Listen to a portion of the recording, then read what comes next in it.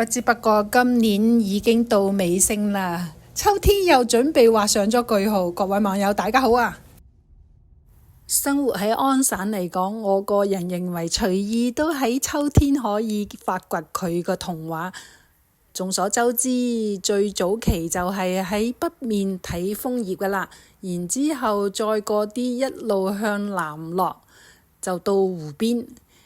依家我哋呢個星期去北邊可能就會遲咗少少咯，因為北面好多楓葉都已經落到七七八八噶啦。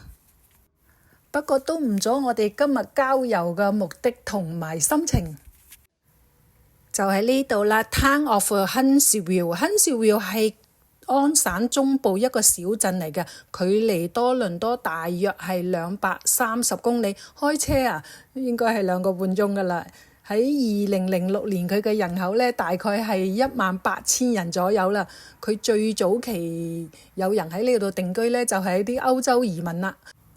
大約嗰陣時係1860年開始就有人喺呢度定居㗎啦。Huntsville 係被安省定為一個最浪漫嘅度假勝地之一嚟㗎。喺呢度度假同埋娛樂結合為一體，每年都聽佢哋介紹舉行好獨特嘅活動，包括國際鐵人3項啦、自行車比賽啦、馬拉松啦、划船啦，仲有嗰個就係加拿大最熱捧嘅曲金球啦，同埋啤酒節添噃。梗係唔少得周邊有農貿市場喺呢度擺攤㗎。哇！行上嚟真係有價值，好在冇開車上嚟啫，隔日風路都吹得着。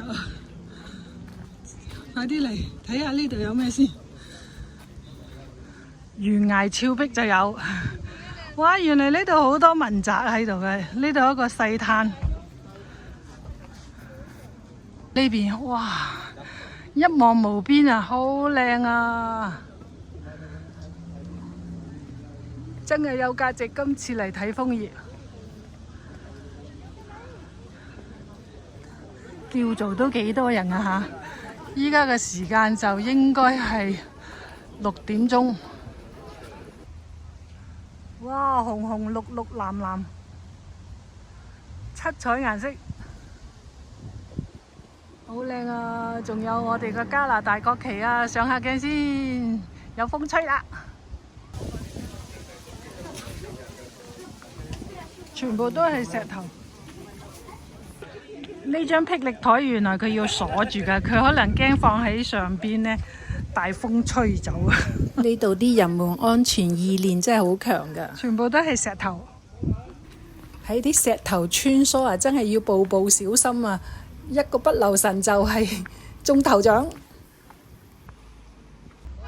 哦，show俾大家睇下，原來佢近住湖邊㗎，嗰啲私人住宅有個私家碼頭，再 show 近啲大家睇下先。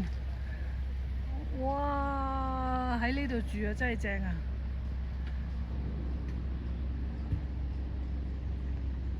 嗱，遠處就係一個湖啦。呢個湖叫 Fairview Lake， 中文譯過嚟係叫仙女湖啊。原來佢呢個湖盛產好多魚㗎，什麼鱒魚啦、白龜啦、魚狗啦、鱸魚啦、大嘴魚啦、白眼魚啦，哇，好多啊！佢每年大約係5月到6月呢，吸引好多遊人喺呢度釣魚啊。不過順帶都要講聲俾大家聽啦，如果你哋自己開車過嚟呢，停車我個人建議都係停喺下邊山腳下嗰度，佢設咗有好多停車位㗎，但係山頂都有車位，就唔係好多。上到嚟個個都唔想走㗎啦。當時我哋本身都想開車上嚟嘅，後來都改變咗方向，將個車停咗喺下低，慢慢行上嚟。行上嚟個斜坡有少少比較斜啲，有啲吃力。如果我個人行上嚟，大概係10分鐘鬆少少啦。如果行得慢，可能有10零分鐘、20分鐘就到㗎啦，非常之近。今日 Muskoka 一日自駕遊就到呢度結束，又要回程啦。因為我哋係當日來回嘅，冇選擇喺 Muskoka 過一晚夜。回程呢有少少雨水落啊。其實嚟 Muskoka 玩呢，仲有好多地方可以玩㗎。我記得第一次認識佢嗰陣時，應該係懵懵懂懂咯。跟住成班人嚟呢度 camping 過咗3晚夜。不過 camping 真係環境好靚啊！